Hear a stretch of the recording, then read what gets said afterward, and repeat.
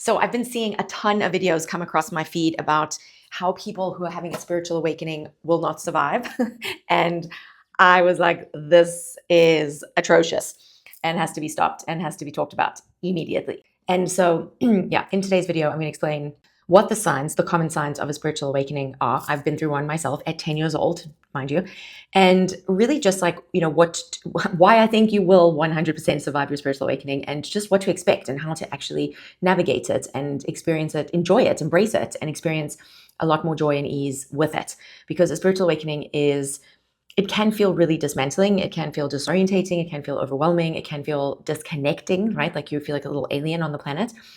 And it can feel like you're all alone. And I totally understand it firsthand. And I have navigated it myself my entire life, right? And I've helped my clients navigate their own spiritual awakenings for almost 20 years now. So the first thing I really want to just say, having firsthand had a spiritual awakening myself, despite it being at a young age, there is no right or wrong way to have a spiritual awakening. There's no right age. My near-death experience catapulted me into another dimension and like exposed me to, right, like everything being energy, consciousness, surviving after death, etc. And I came back knowing with every fiber and fabric of my being that everything is energy and everything is interconnected, and like ultimately like energy is the thing, right? Which is why my life's work has always been about how do we go and access that energy in a practical, pragmatic way, because we are human beings. We are still embodied in this three-dimensional world. Like for a long time, I was like, Scotty, it's time to beam me up. Like, why have you forgotten about me? And I was very angry that Scotty forgot to beam me back up and that I was like back, I'd come back to life. And really and truly, like it felt at that particular time, like my spiritual awakening then, because like now I'm awake, right? Like now I'm awake and I'm aware of like all these other things that it seems like no one else knows or is awake or aware of and awake to and aware of. And so now I was like feeling very alienated, like I didn't belong, like I was, raging against the machine. I was angry that no one else was awake and that no one even fucking thought or like gave thought to why we're here, what reality is, like why there's no batteries and like how this all works. And that people, what's that word? Like condensed it, consolidated it, minimized it. They minimized it, what I was going through, my spiritual awakening, to like, it's just a phase, Carrie. Like we all go through it, and like we all have questioning moments in our lives, and then we grow out of it and we just like accept what is and we move on. And I was like, no, sorry folks, like this is not going to be something that I move on from. And it, legitimately became my life's work to understand from like the micro to the macro what the fuck is going on, how to access energetics without being on drugs, because I did a lot of psychedelics at a very young age. And I was like, this is not sustainable. But I was like certified in Reiki at 16 years old. Like I went totally woo and like dove into everything I possibly could. Like I made my mom take me to an acupuncturist at like, 10, 11, 12, because I knew that was energy. Like, and I wanted to understand it and study it. And I mean, even like it was just, and then, like I progressed into more pragmatic and practical things.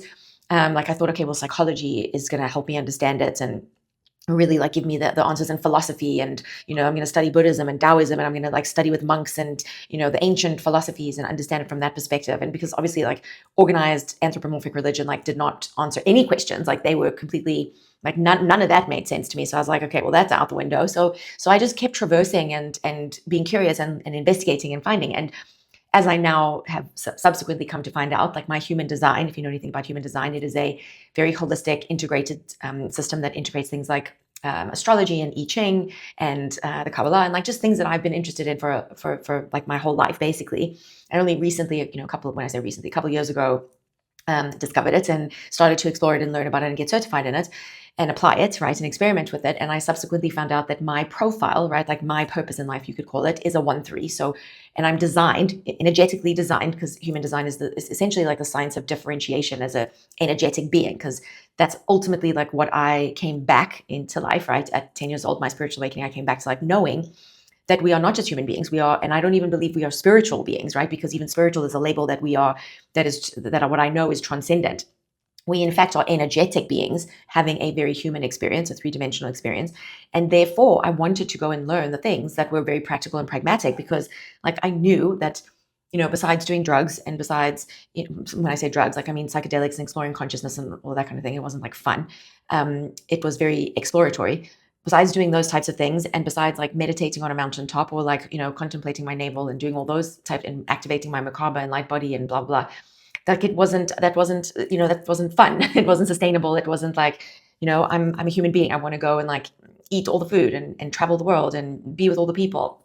And I realized, it took me a really long time to realize after, I was having all of these challenges with my spiritual awakening, because obviously feeling disconnected and alienated and like you don't belong or you're very different, can be disorientating. It can be overwhelming and can just make you feel like, you're craving deeper meaning, but no one else really craves that with you. And for a long time, I used to feel very alone, even though I was surrounded by people that loved me and that were supportive of me and that even, supported my quest for understanding, the meaning of life and the nature of reality and why we're all here, etc. And so if you are just starting to wake up, or if you're in the middle, right, of your spiritual awakening and it's starting to feel, alienating and overwhelming and even a bit unbearable, I suppose I want you to first know that it's totally okay. It's totally normal. It's totally natural, because what you're ultimately doing is starting to dismantle and loosen your grip on all of the identities, all of the roles that you have, all the masks that you've been wearing, all of the patterns and the programming that you've been operating from, all of the survival patterns and mechanisms that you've utilized, either, largely all of this is unconscious and subconscious, that you've used to survive and even potentially thrive. And that what has got you to this point, wherever you are, however old you are right now, because it doesn't have to happen just like in midlife or later on in life. Like for me, it happened very young, like I said. So it doesn't matter like when it happens. It's just that you recognize what is actually happening. And that the questioning, when I talk about questions help you start to access what I call access the energetics, right? Because ultimately everything is energy. And I've known that for not my whole life, but since I had my near-death experience and my spiritual awakening, and from the micro to the macro, and everything from like the wooest of woo and all the way to the neuroscience, the most like scientific quantum physics, neuroscience, whole brain thinking, like, and everything in between that I've studied and gotten certified in, which is embarrassingly long, which I've come to embrace and own now, knowing my human design is 1-3. It's my path. My purpose is to experiment and investigate and like figure it all out and play with it all and see what's practical, and then like share with you like what works and what doesn't. So like all the things, like the list, like Ben, they got like the million t-shirts is all relevant and is all good.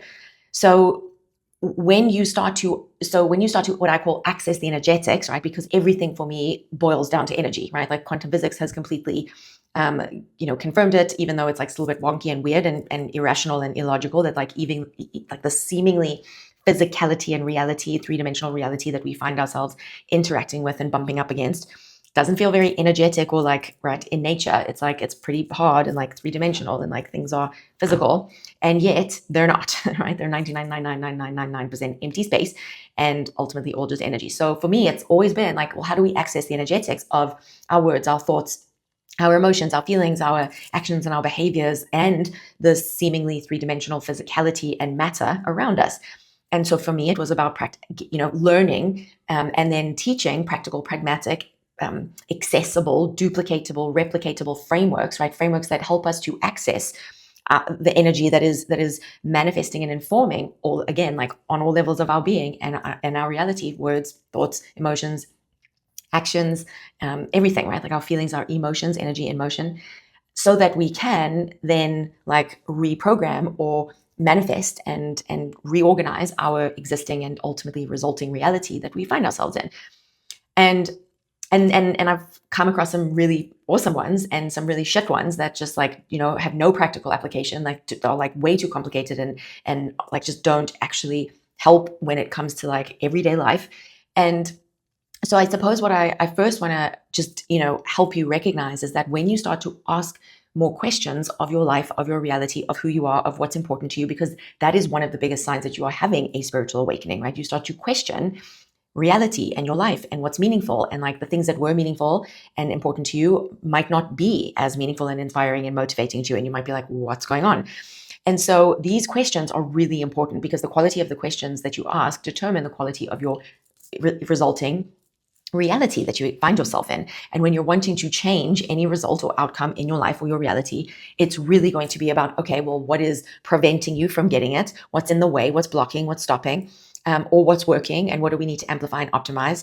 And what is it that you've made it mean? And all the things, because again, like that is all energy. So we have to access the energy and the linguistics, right? The words that you're using to script your life, to script that you've unconsciously, subconsciously taken on from your past, and that you've been taught, and that other people have projected onto you about like how life is, and all those meanings. Like meaning is just energy, right? That we are ascribing, and we as human beings are meaning making machines. It is one of the most like differentiating characteristics about us.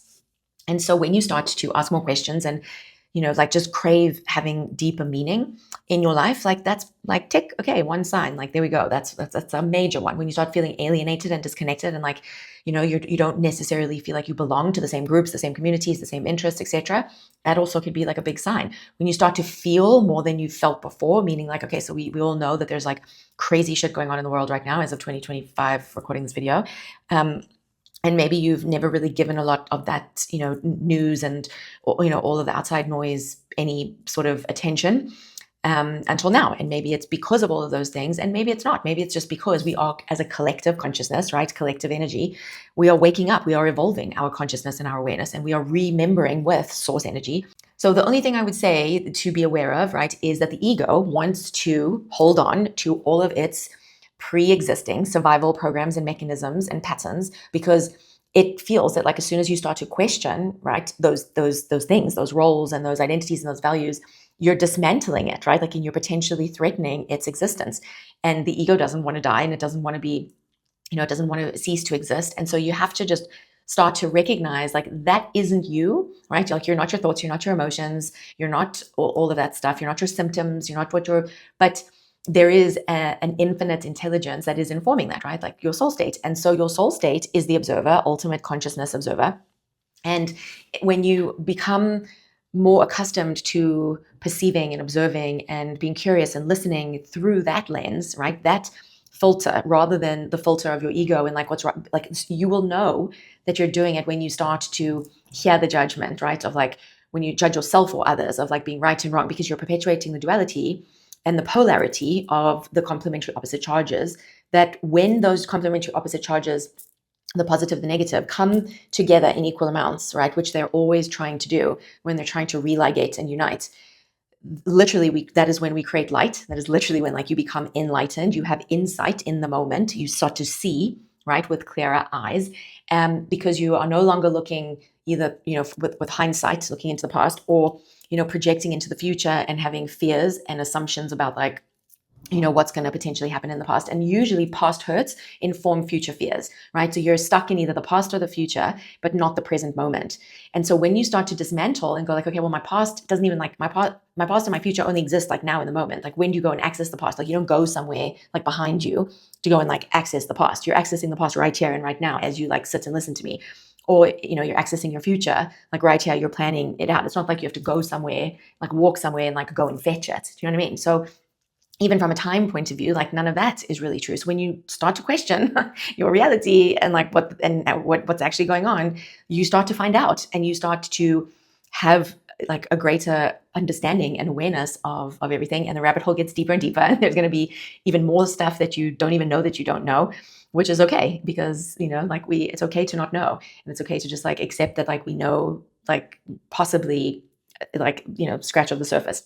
Now, awakening is not necessarily a destination. It's not an end point. It's not like once you've awakened, like boom, like suddenly everything's just going to be, unicorns and rainbows and like, happy days. It certainly wasn't for me. And it was really challenging for a really long time, because I felt very alone and very isolated and very, alienated from like normality and from society.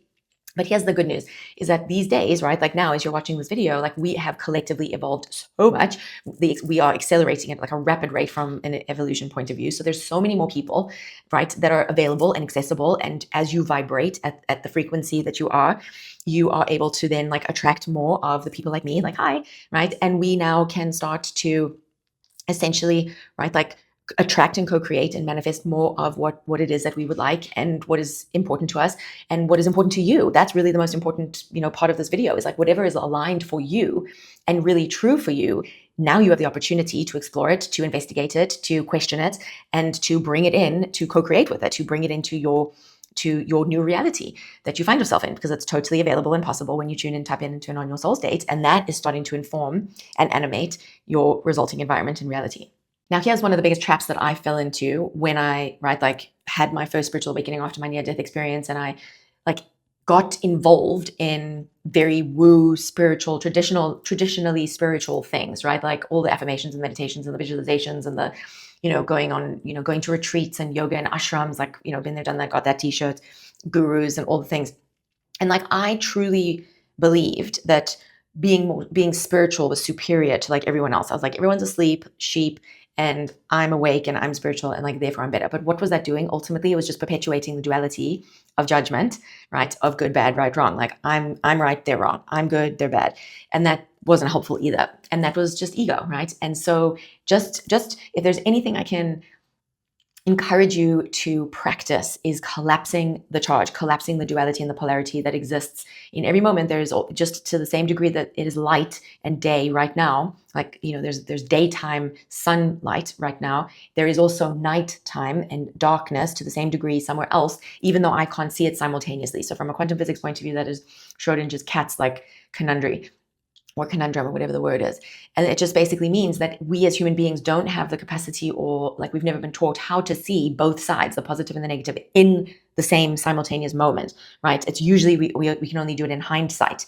But when you do it in the moment and you collapse the charges and you stop perpetuating the polarity and the duality, you unite them. So there's no more separation, no more division. And you literally create light and insight in the moment and enlightenment. And that, like, imagine what we could collectively do and how this whole thing would be, life would be, if we were all like taking ownership of our capacity to do that and to, become more energy intelligent and access energetics and collapse the charges and unite them, like from the micro to the macro. Like we would be more united and we would not be as divided as we currently are collectively. Now, if you're wanting to really dive deeper into all of this and practically apply it and experience it for yourself, then I would highly recommend that you either book time with me and we go on a journey together to what I call Access Energetics, and I'll help determine which of the frameworks and the profiles and the assessments and the different vehicles that I use in my practice to help you do that, to help you really, understand what it is that you are operating from, and what identities and roles and values and belief systems and ancestral, hidden patterns are at play, and where we need to go, what energy needs to be dismantled, removed, resolved, dissolved, changed, etc. Because, right, like it's all energy, but there's different pathways or vehicles that we can take to access those energetics. So depending on what it is that you're struggling with or wanting to optimize and wanting to create more of, depending on what your outcome is, right, will depend on which vehicle and tool and process and framework we utilize. If you're wanting to learn them for yourself and like dive into them and start playing around with them, then I would highly recommend you check out my self-paced program. It was a 6-week group coaching program that essentially got recorded and bundled up. So there's like little mini courses within like a bigger course, which involves like EFT, emotional freedom technique. It teaches you that. There's energy upgrades, which gives you really practical, fun exercises to do what I call energy syncing, so that you can really sync up your energy practically every day, right? If you love like the routines and things and you want things to do every day instead of like your affirmations and your visualizations. And I even go through like why those sometimes fall flat. The traditional, self-help techniques like visualization and affirmations, and I help you explain to you like what to do instead to really, supercharge those. And I go through my proprietary frameworks, right, which are the leverage points of change and helping you to access the energetics and learn energy intelligence, and some of the tools and frameworks like whole brain thinking and the Enneagram and human design. And it just gives you very practical, pragmatic ways of accessing the energy that's informing everything, that's animating everything, like your words and your thoughts and your emotions and your decisions and how you relate, how you parent, how you lead, etc. Because those are the human things that we like. That's the practical like part of us, right? So if you can't measure the energy that is making you a human being, you can't manage yourself as a human being, and you won't be able to manage like the spiritual awakening that you're having, because again, you're not really a spiritual being, you're an energetic being having a human experience. So we have to acknowledge and like really address both angles, right? The energetics and the human, practical, pragmatic part of it. And so that's why like I've loved finding and exploring and experimenting with all of these different frameworks and processes and vehicles, and I've come to land on my favorites that I believe help us to access those energetics in the most replicatable, duplicatable, easy, practical way. So if that's something that you really want to now like apply and learn and get involved with, because that's where the rubber meets the road and like where shit just becomes like, you manifest as if by magic.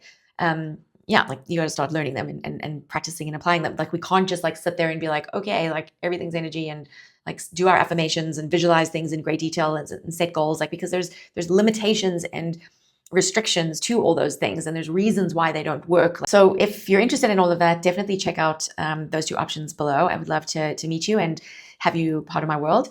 And don't forget to subscribe if you haven't already. Hit the notification bell so that you get notified of new videos that I post, because I'm posting very frequently. And thanks so much for being here.